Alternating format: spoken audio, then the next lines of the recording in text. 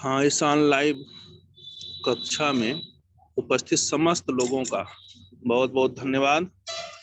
आप लोगों का स्वागत है, क्योंकि इस लाइव कक्षा में जुड़ने के लिए पहली बात आप लोगों के पास समय और धैर्य जो है ये काफी तारीफ के योग्य है। तो आज हम ये देखना चाहते हैं कि जो आजकल की मूल्यांकन की प्रणालियां चल रही हैं, जिसमें आप देखते होंगे कि परीक्षा दी जाती है, उसका मूल्यांकन होता है परीक्षक के द्वारा। अब परीक्षाओं में होता क्या है, आप देखते होंगे कि कहीं ना कहीं जो परीक्षाओं का स्वरूप था, जो पाठ्यक्रम का स्वरूप था, वह स्वतंत्र भारत में कैसे निर्मित किया गया। जबकि अगर हम भारत के प्राचीन व्यवस्थाओं को देखें, वैदिक प्रणाली में, तो वहां प्रतिदिन के अध्ययन अध्यापन जो भी गुरु के द्वारा शिष्य को दिया जाता था, कराया जाता था, वह कंठस्थ किया जाता था। और उसका प्रतिदिन और इसी के साथ साप्ताहिक, पाक्षिक, मासिक और खटमासिक, वार्षिक करके ये मूल्यांकन की प्रक्रिया चलती थी। लेकिन उसमें ये होता था कि हाँ, कौन बहुत बुद्धिमान है, कौन कम बुद्धिमान है, कौन सामान्य बुद्धि का है, तो इसके आधार पर लोगों को अलग अलग करके श्रेणियों में बांट दिया जाता था। जैसे महाप्रज्ञ, मध्यम प्रज्ञ और प्रज्ञ करके इनका विभाजन किया जाता था। लेकिन अब क्या स्थिति होती है कि आप देखते हैं कि वर्ष में परीक्षा होती है, उस परीक्षा के आधार पर यह डिसाइड किया जाता है कि कौन बालक किस श्रेणी में जा रहा है, प्रथम श्रेणी, द्वितीय श्रेणी और तृतीय श्रेणी में। लेकिन इसी में आप देखेंगे जो टेक्नोलॉजी का क्षेत्र जो हमारे आगे बढ़ रहा है, तो तमाम प्रकार के जो विद्यालय हैं, तमाम प्रकार के जो बोर्ड हैं, इनके यहाँ कुछ ऐसी व्यवस्थाएं आती चली जा रही हैं, जिसके आधार पर हम देखते हैं कि वहां पर कुछ ना कुछ ग्रेड के अल्फाबेटिकल जो होते हैं, ए बी सी डी इत्यादि लिख दिए जाते हैं। फिर उसकी ग्रेडिंग 1 2 3 4 5 6 के रूप में ले ली जाती है। और फिर उनके जो पॉइंट होते हैं, उसके जो अर्थ होते हैं, मायने होते हैं, उसको दे दिया जाता है कि एवरेज कहा है कि बिलो एवरेज है, कि वेरी पुअर है, कि वेरी पुअर है, या सामान्य से अच्छा है तो कहा जाता है कि एबव एवरेज, उसी को गुड, वेरी गुड, और ले जाकर के अंत में से एक्सीलेंट कर लेते हैं। इससे क्या लाभ होता है? क्या ये विधि वास्तव में आज के लिए उचित है? तो उत्तर आता है, वास्तव में आजकल यही सबसे अच्छी प्रविधि मानी जाती है। कारण है, जैसे कोई पेपर होता है तो 100 अंकों का होता है, पूर्णांक उसका 100 होता है। बच्चे उसमें 0 से लेकर के 100 अंक तक प्राप्त करने की प्रतिभा रखते हैं। लेकिन एग्जामिनर जब उसको चेक करता है, परीक्षक जब उसको जांचता है, मूल्यांकित करता है, तो आप देखते होंगे उसमें मूल्यांकन के समय परीक्षक का मूड, परीक्षक का अनुभव भी कुछ ना कुछ है उसमें दिखाई पड़ता है। अगर कोई नया एग्जामिनर है, परीक्षक है, अगर अच्छे ढंग से पढ़ करके नंबर देता है, तब तो मूल्यांकन की विधि कुछ सही मानी जाती है।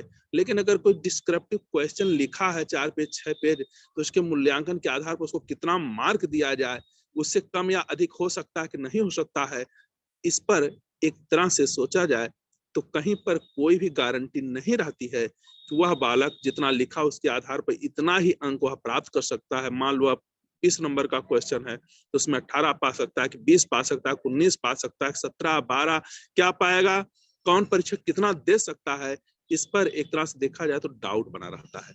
सब लोग एक मत नहीं रहते हैं, विभिन्न मत उसमें आ जाते हैं, जिसका परिणाम क्या होता है कि वह छात्र जो अपनी उपलब्धि देखना चाहता है, वह परीक्षकों के इस प्रकार के मूल्यांकन व्यवहार से कहीं ना कहीं प्रभावित हो जाता है।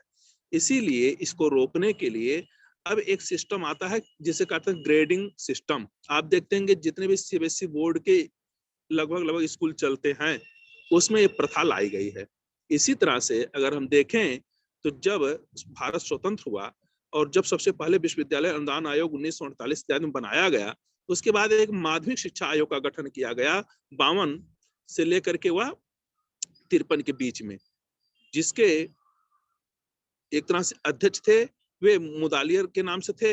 वे मुदालियर, लक्ष्मण सिंह मुदालियर, मुदालियर आयोग के नाम से माध्यमिक शिक्षा आयोग को जाना गया। उन्होंने ये दिखाया था कि जो कुछ पठन पाठन की व्यवस्था चल रही, इसके मूल्यांकन करने के लिए अब हमें केवल श्रेणी देने से काम नहीं चलने वाला कि first division, second division, third division या वो डिटेंशन पाया है, बल्कि उसके लिए कोई ना कोई एक ग्रेडिंग पॉइंट डिसाइड किया जाए, उसके लिए कोई एक न्यूमेरिकल नंबर दिया जाए और उस नंबर का, उस ग्रेडिंग अल्फाबेट का मायने क्या होता है इसको एक कॉलम में लिख दिया जाए, जिससे वह बालक समझ सके कि मैं किस ग्रुप के अंतर्गत आ रहा हूँ।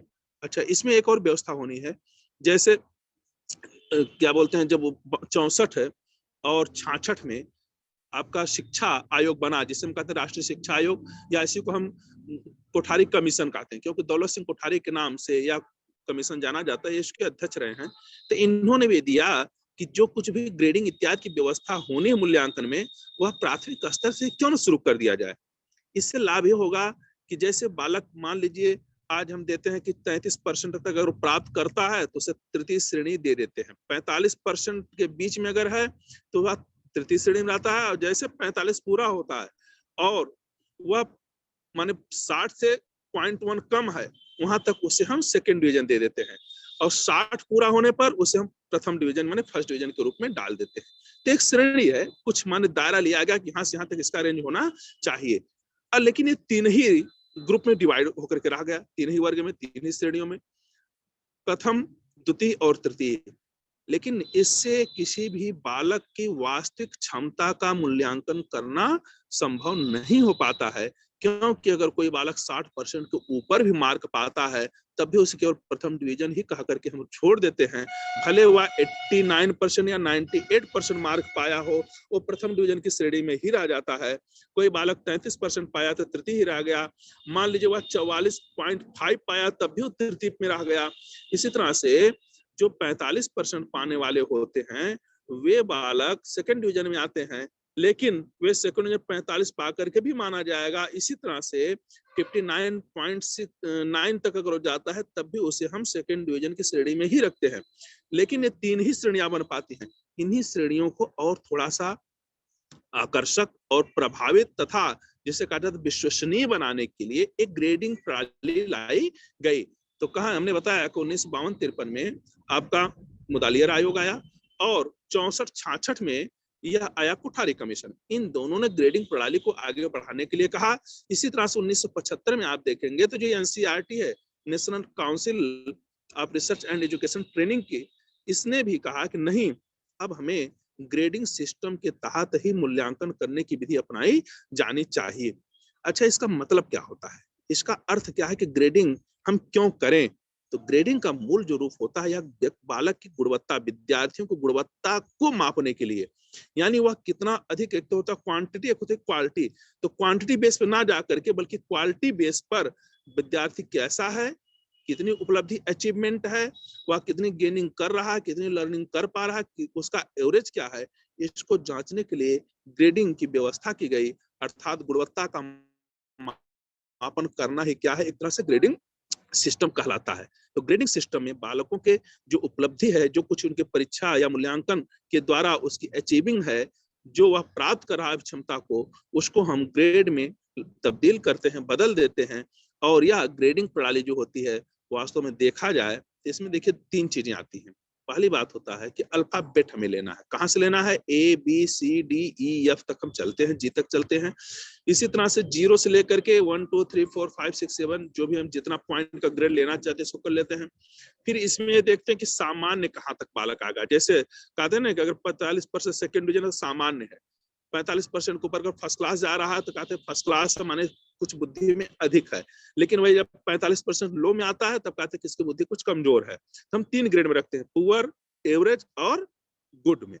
लेकिन जो ग्रेडिंग सिस्टम होता है, वास्तव में इसमें मूल रूप से हम देखते हैं कि जो चीजें हमें कई पॉइंटों में दर्शाने की आवश्यकता है, जैसे आप देखेंगे कि जो पहला हम कॉलम बनाते हैं, क्या इसको शेयर कर सकते हो? शेयरिंग हो जाएगा, शेयर करो।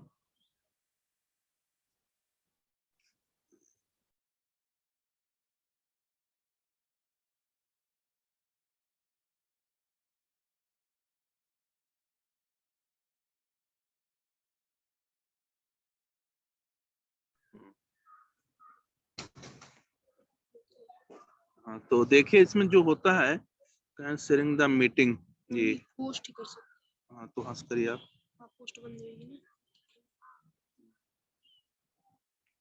आपको हम दिखा रहे हैं थोड़ा सा शेयरिंग करके, उसको कैसे हम शेयर करेंगे। कहाँ से होगा वो, बस उसको बंद कर दो, वीडियो ना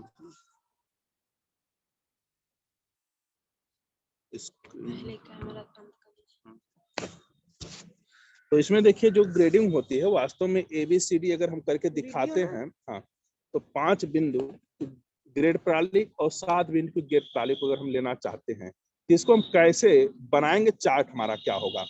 उस चार्ट के रूप में जैसे सबसे पहला कॉलम जो हम बनाते हैं उसमें ग्रेड इत्यादि लिख देते हैं। दूसरा कॉलम होता है जो ग्रेड का सर्वाधिक अच्छा पॉइंट माना, जैसे हम कहते हैं A, दूसरे को B, तीसरे को C और चौथे को D, पांचवें को F के रूप में ले लेते हैं। माने हमारे 5 ग्रेड की प्रणाली को दिखाने के लिए बताया जा रहा है। अब इसमें करना क्या होता है, जैसे आप देखेंगे कहाँ दे दी ये, वो तो कैंसिल करो,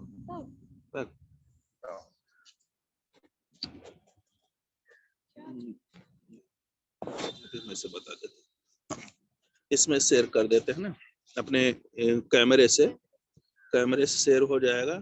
कैमरा यहाँ से चलेगा ऊपर कि नीचे, कहाँ जाएगा जरा देखो। इधर शेयर करना है।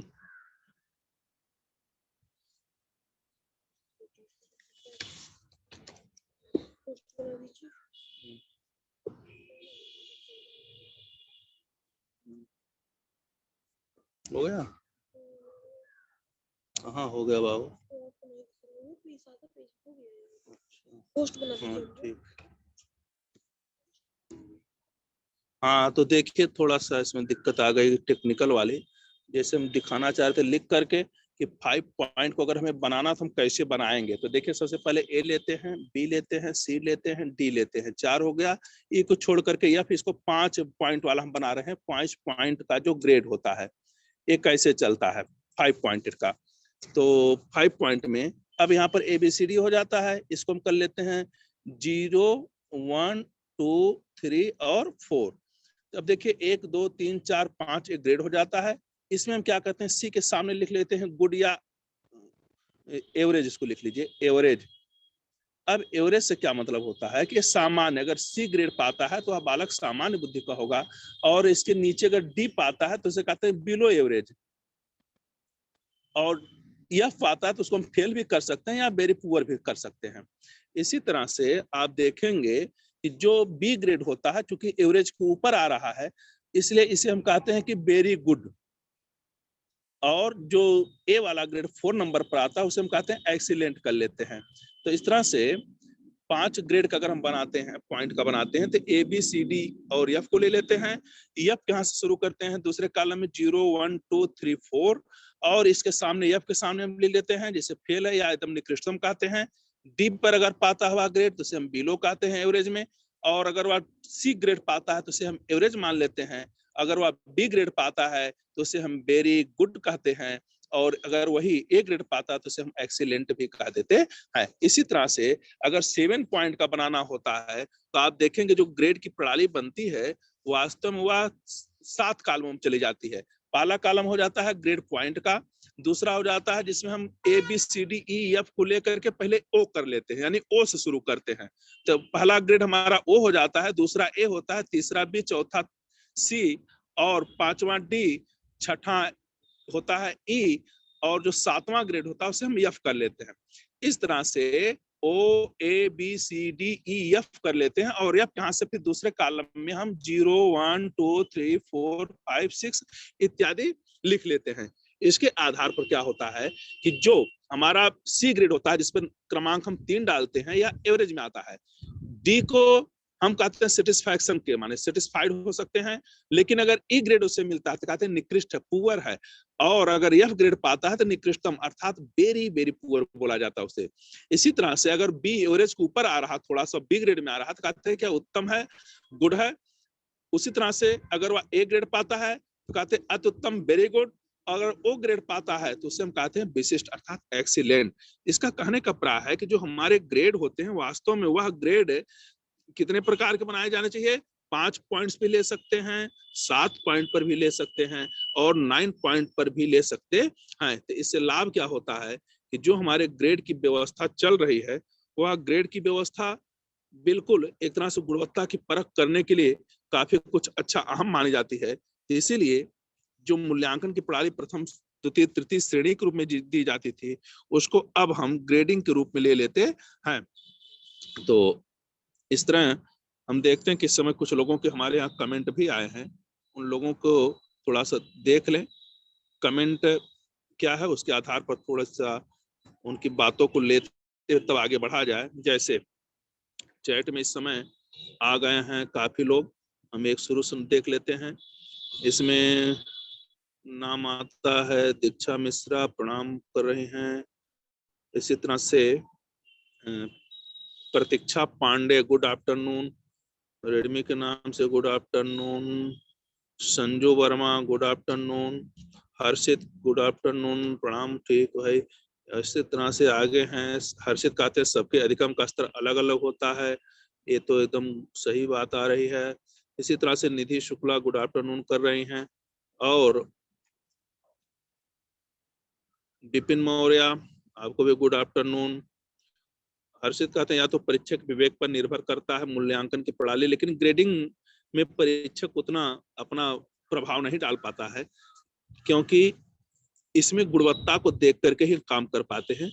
वो असाइनमेंट में जैसे आजकल नंबर पूरा का पूरा दे दिया जाता है ना लिखने पर, तो ये परीक्षक का तो प्रभाव रहता है, लेकिन जो ग्रेडिंग होती है वहां पे कुछ ना कुछ गुणवत्ता पर ही डिपेंड हो पाता है। और इसमें किसी ने लिखा मूल्यांकन के प्रकार, क्योंकि मूल्यांकन में तो सब चलता है, निर्माण, संग्रह, निर्माणात्मक और मानक संदर्भ मानदर्शन, लेकिन यहाँ पर जो मूल बातें होती है वह केवल हमारी ग्रेडिंग क्या चल रही है, इसलिए हम उन पर विशेष ध्यान नहीं देंगे, क्योंकि उस पर एक बार हमने चर्चा कर लिया है इसके पहले। इसी तरह से विपिन मौर्य लिखते 1972 में इंग्लैंड के कैम्ब्रिज विश्वविद्यालय में शिक्षक विलियम फरिंग द्वारा ग्रेडिंग प्रणाली का आविष्कार किया गया था। ये 1972 की बात कर रहे हैं, और हम लोग जो है ग्रेडिंग सिस्टम को लाने के लिए भारत में 1952 से 1964 और 1975 की बात कर रहे हैं। इसलिए यहाँ पे लिखे हैं कि ओ को विशिष्ट कहते हैं, ए को अत्युत्तम, बी को उत्तम, सी को औसत, डी को संतोषजनक, ई को निकृष्ट और एफ को निकृष्टतम माना जाता है। तो हाँ, ये आपकी बात बिल्कुल सही है विपिन जी। यहाँ पर जो आपने बताया कि ग्रेड में जो एक तरह से डिवाइडेशन किया जाता है, जो अल्फाबेटिकल चीजों को बताने का प्रयास हो रहा है, वह ये होता है कि जिसको ओ दिया जाता है, ओ ग्रेड मिलता है, वह एक्सीलेंट में आता है।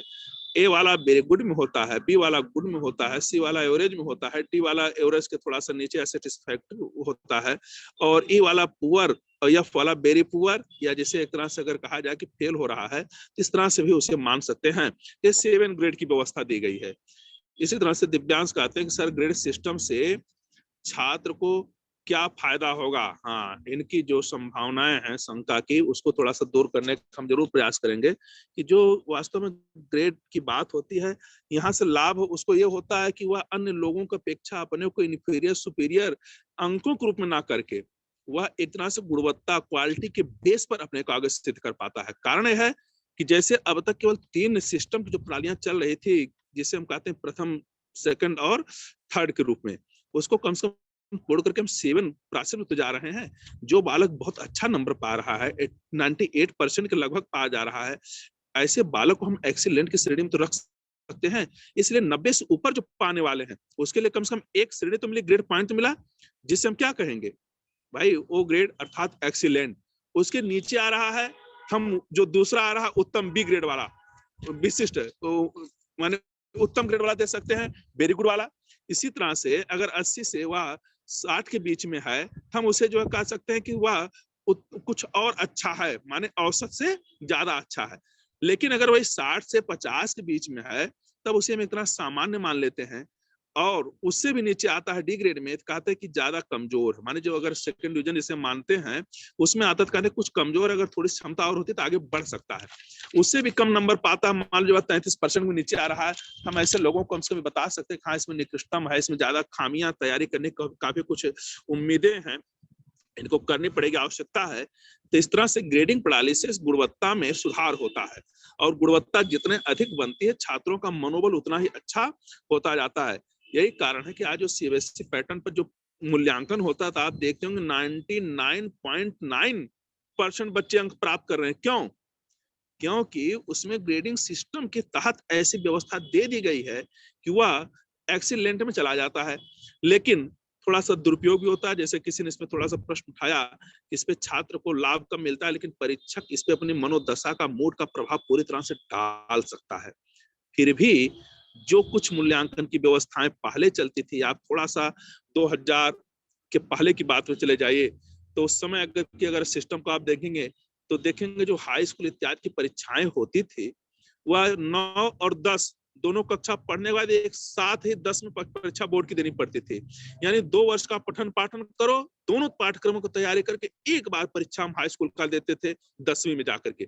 उसी तरह से इंटरमीडिएट जो परीक्षा होती थी वह 11 और 12 2 वर्षों में थी, जो वह 11 का और 12 का दोनों वर्षों की परीक्षाएं मिलाकर के एक साथ पाठ्यक्रम की देनी पड़ती थी। तो ये बड़ा कठिन माना जाता था। यानी इतनी चीजों को लगातार माइंड में सेट कर पाना और उसके आधार पर परीक्षा देना, उसमें उपलब्धि लाना, स्थान लाना बड़ा हार्ड महसूस होता था। यही कारण था कि पहले बहुत कम लोग फर्स्ट क्लास आ पाते थे, कारण परीक्षा तो ठीक थी लेकिन उसकी प्रणाली दूषित थी। दूषित का प्राय है कि लोड ज्यादा था। अब क्या है, आप देखें कक्षा 9 का एग्जाम हो जाता है एक वर्ष में, उसका अलग रिजल्ट तैयार हो गया, 10 का हो गया अलग रिजल्ट तैयार हो गया, 11 का अलग रिजल्ट, 12 का अलग, दोनों को मिला करके ग्रेडिंग कर लेते हैं। आप ग्रेजुएशन को देखिए 3 सालों में बांट दिया गया, प्रथम सेकंड थर्ड, 3 साल को आप देखेंगे, तीनों साल में अलग अलग परीक्षा देते हैं, अलग अलग पाठ्यक्रम होता है और पास होते जाते हैं। इसको और बढ़िया शुद्ध उपयोगिता पूर्ण बनाने के लिए लोगों ने क्या किया, अब देखिए सेमेस्टर लागू कर दिया। जो अब देखिए ये नीति जो 2022 आई है, न्यू एजुकेशन पॉलिसी, इसमें क्या आ रहा है, इसमें मूल रूप से आप यही देखेंगे अब सेमेस्टर जो 6-6 महीने के कोर्सों को बांट दिया गया, एक वर्ष के कोर्स को भी 2 सेमेस्टर में चेंज कर दिया गया है। तो सेमेस्टर से लाभ होता है कि 6 महीने के पाठ्यक्रम को पढ़ने के बाद तुरंत परीक्षा दे दो, उसका मूल्यांकन हो जाता है। इसी तरह से अगला जो सेकंड ईयर है उसको भी 2 सेमेस्टर में चेंज कर लिया गया, डिवाइड कर लिया गया। यानी उस दोनों सेमेस्टरों का एग्जाम देने के बाद अलग अलग हम उसका मूल्यांकन करते चले जाते हैं। इस तरह से 3 वर्ष में 6 सेमेस्टर, 6 सेमेस्टर मतलब 6 बार परीक्षा, 6 बार परीक्षा मतलब 6 बार वही पाठ्यक्रम अलग अलग स्तर का, और सबको उसने पढ़ा, परीक्षा दिया, उपलब्धि लिया, पास किया, और अंत में सारे सेमेस्टरों के रिजल्ट को देखते हुए फाइनली उसे दे दिया जाता है कितना अच्छा इसका मार्क है। तो ये क्या उपलब्धि है, ये सर्वाधिक अच्छी सिस्टम की बात होती है।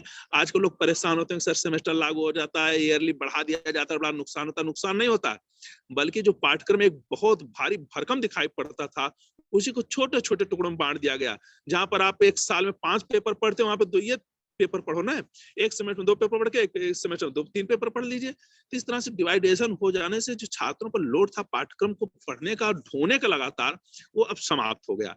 इसलिए तो पहली बात, इसमें जो परीक्षा या पाठ्यक्रम में लोच लाया गया कि सेमेस्टर प्रणाली में डाला जाए, ईयरली डाला जाए, और उसमें 1-1, 2-2 परीक्षाएं कराई जाए, परीक्षा के आधार पर उसकी जो ग्रेडिंग की जाए।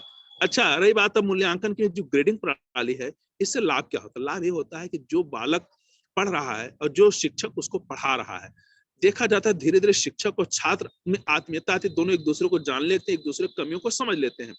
और वह छात्र वास्तव में अगर अपनी परख को चाहता है तो कभी सिफारिश नहीं करता, तो कहता है उस शिक्षक से कि यहाँ पर किसी प्रकार के पक्षपात की बात नहीं है, लेकिन गुणवत्तापूर्ण जो कुछ भी डिसीजन लिया जाएगा वह सर्वमान्य होना चाहिए। स्थिति ये होती है कि शिक्षक भी अपने छात्रों को बराबर मिलता रहता है, उनको देखता है, उनके बारे में सुनता और कहता है, जिसके आधार पर जो मूल्यांकन की प्रणाली होती है वह प्रतिदिन चलती रहती है, और वह मंथली या 2 महीने पर या यूनिट के समाप्त होने पर एक एग्जाम करता था, उसका एक असेसमेंट करता रहा, उस असेसमेंट के आधार पर उसका मूल्यांकन करके वह एक ग्रेड में तब्दील कर लेता है, उसकी गुणवत्ता को परख लेता है, कौन बालक कितना क्षमतावान है, कौन बालक क्षमता में कुछ कम अभी है, किसके अंदर ज्यादा कमियां हैं। इन कमियों को टारगेट करते हुए वह उनके अंदर सुधार लाने का, रिफॉर्म करने का पूरा प्रयास करता है।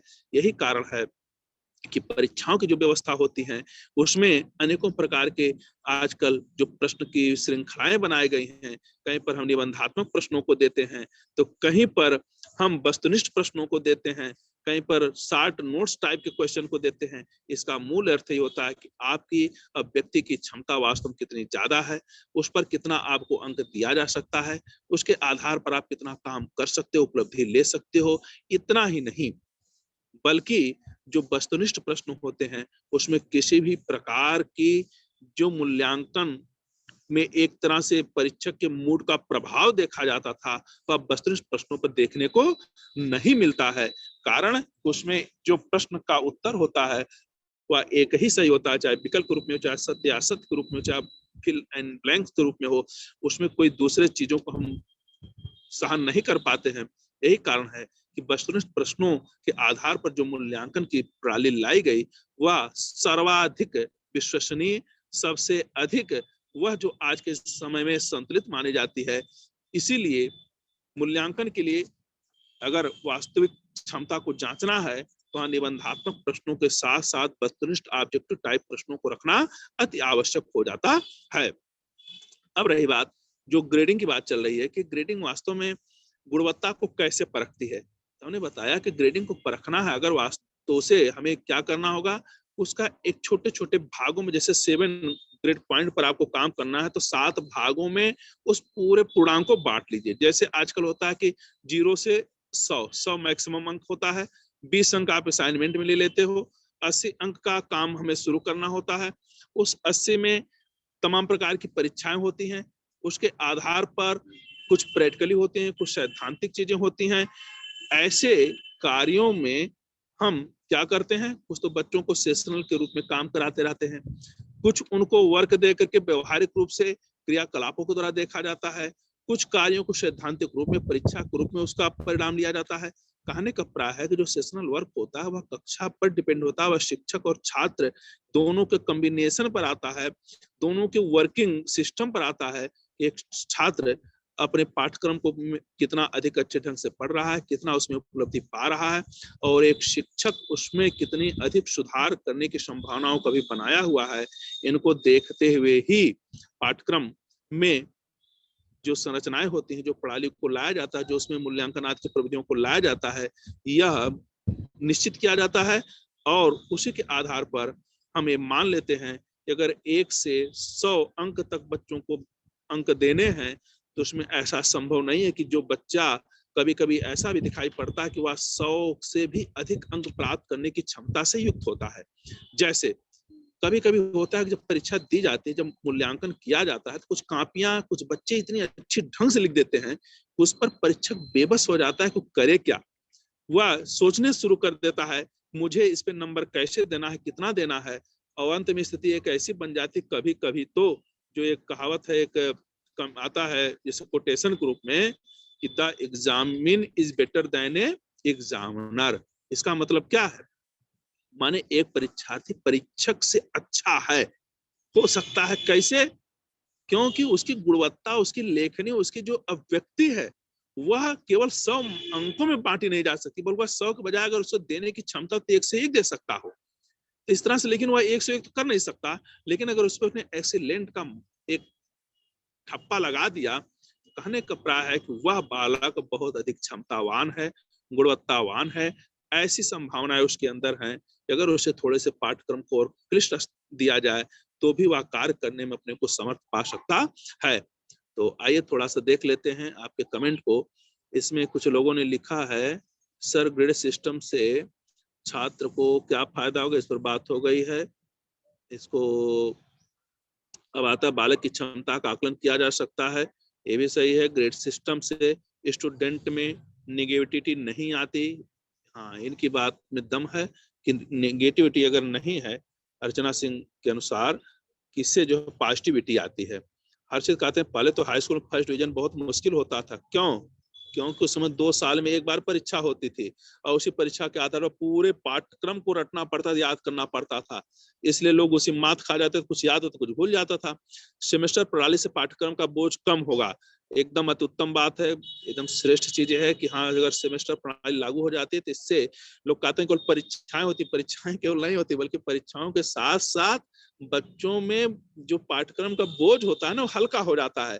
जहाँ वो 1 साल में 6 पेपर पढ़ रहे तो वहाँ 3 पेपर पढ़ करके 6 महीने में पार हो गए परीक्षा दे करके, फिर अगले पाठ्यक्रम को पढ़ कर फिर 3 पेपर दे लेंगे तो कितना कम लोड होता है। इसलिए इनकी जो अर्जन की क्षमता होती है, क्रिएटिविटी होती है, जो अचीविंग पावर होती है वो बढ़ जाती है। इसी तरह से अर्चना सिंह लिखते हैं कि सेमेस्टर सिस्टम में टॉपिक को गहन अध्ययन करने का अवसर मिलता है। हाँ, यहाँ पर गहन अध्ययन हम कर सकते हैं, सीरियसली इसको पढ़ सकते हैं, उससे बहुत कुछ मिलेगा और इससे शिक्षा में गुणवत्ता आती है। इसी तरह से रमेश लिखते हैं कि ग्रेडिंग प्रणाली एक ऐसी प्रणाली है जिसके द्वारा अध्यापक परीक्षा में विद्यार्थी के प्रदर्शन का मूल्यांकन करते हैं। हाँ, इसमें विद्यार्थियों के प्रदर्शन का ही मूल्यांकन होता है कि वह किस प्रकार का अपना परफॉर्मेंस कर रहा है। इसी के आधार पर छात्रों को भी अपने उस आकलन को, असेसमेंट को करने में एक तरह से देखा जाए तो उसको ज्ञात हो जाता है, एक अनुभव हो जाता है, आकलन करने की एक विधि उसे मिल जाती है कि मैं किस लेवल में हूँ।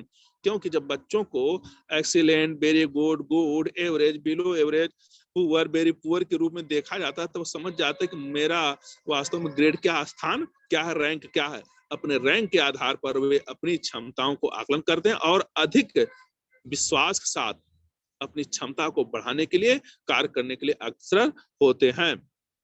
इसी तरह से दिव्यांश लिखते हैं, कहते हैं कि सेमेस्टर प्रणाली में छात्र एक्टिव रहता है, उनके सामने हमेशा एक नया टास्क मिलता रहता है। हाँ, ये चीजें हैं कि जहां पर कार्य करने की क्षमताएं बढ़ती हैं, वहां पर उसके सोचने, उसके कार्य करने की सृजनात्मक शक्ति का भी जो भाव होता है वो बढ़ जाता है, क्षमताएं बढ़ जाती हैं। और वह छात्र जो 2 घंटा पढ़ने में कतराता था, वह 4-4 घंटे पढ़ने लगता है। जहाँ पर वह 6 पेपर को पढ़ने में अपने को उबन महसूस करता था, वह 3 पेपर पाता, बड़े खुशी खुशी के साथ उसको पढ़ लेता है। उसमें से जो कुछ भी है मूल चीजें उसको निकाल लेता है। जैसे कहा ना, सार सार को गए रहे थोथा दे उड़ा, वह गुणवत्तापूर्ण चीजों को निकाल करके अनावश्यक चीजों को हटा देता है, यानी वो अपने माइंड में सेट कर लेता है, उसको वह मेमोरी लेवल में ला करके पढ़ा लेता है। इससे लाभ ये होता है कि बच्चा अपनी संभावनाओं में हमेशा बना रहता है, वह अपने को अपग्रेड कर सकता है, इस ग्रेडिंग से अपने गुणवत्ता को भी अपग्रेड कर सकता है। तो इस तरह से आपने इसको जरूर समझ गया होगा कि ग्रेडिंग प्रणाली अच्छी है या जो श्रेणी प्रणाली थी वह अच्छी थी, या जो 2 वर्ष या 3 वर्ष को मिला करके पाठ्यक्रमों की एक बार परीक्षा होती थी उसे अच्छा माना जाए, अथवा जो आज 6-6 महीने की सेमेस्टर प्रणाली में लागू कर दिया गया इसे अच्छा माना जाए, या जो परीक्षाएं प्रतिदिन होती थी, प्रतिदिन या यूनिट के आधार पर होती थी, या पाक्षिक होती थी, या मंथली होती थी, या 3 मंथली होती थी, ऐसी परीक्षाएं अच्छी थी। इसी यही कारण का आप देखेंगे छोटे छोटे स्कूलों में हर महीने में कुछ ना कुछ परीक्षाएं करा जाती है, उसके आधार पर उनके अंकों को लेकर के अंत में एक ग्रेड दे दिया जाता है और उनके रिजल्ट को दे दिया जाता है। हाँ, स्वास्थ्य। तो इस तरह से हमने देखा